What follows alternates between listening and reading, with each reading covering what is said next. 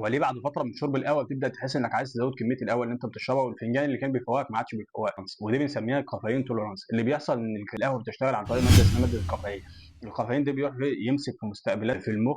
المستقبلات دي وظيفتها ان هي يمسك فيها ماده اسمها ماده الادينوزين. لما ماده الادينوزين تروح تمسك في المستقبلات ديت، هي اللي بتخليك تحس انك عايز تنام، وبيجي لك احساس انك عايز تنام واحساس التعب. فبالتالي لما الكافيين يروح يمسك في المستقبلات يمنع الادينوزين ان هو يمسك، فبالتالي تحس انك فايق ونشيط. واللي بيحصل بقى ان بعد فتره المخ يلاقيك عمال تقفل في المستقبلات اللي موجوده، فيقوم عامل ايه بقى؟ يقول لك انت عمال تقفل في المستقبلات، طب والله مزودها، ويبدا يزود المستقبلات بتاع ماده الادرينالين في المخ. فبالتالي كميه الكافيين اللي كانت بتكفي ان هي تقفل المستقبلات دي وتخليك تحس انك فايق ما عادتش بتكفي، لان عدد المستقبلات زاد، فبتحتاج انك تزود كميه القهوه تاني، لان فنجان القهوه اللي كنت بتشربه ما عادش بيفوق. الحل انك تحاول توقف القهوه لمده من 5 ل 6 ايام كده او اسبوع مثلا، بحيث انك بعد كده هتيجي تبدا تشرب قهوه ثانيه تحس ان الفنجان اللي بتشربه بقى بيفوقك تاني زي الاول. حاول تظبط مواعيد شرب القهوه، بمعنى انك ما تحاولش تشرب القهوه الصبح بدري. ليه؟ لانك انت هتبقى صاحي الصبح بدري، الكورتيزول بيبقى عالي اصلا، والكورتيزول ده بيفوقك من غير حاجه، فبلاش تشربه في الوقت بتاع الصبح، وبعد ما تصحى بساعتين ثلاثه مثلا ممكن تشربه.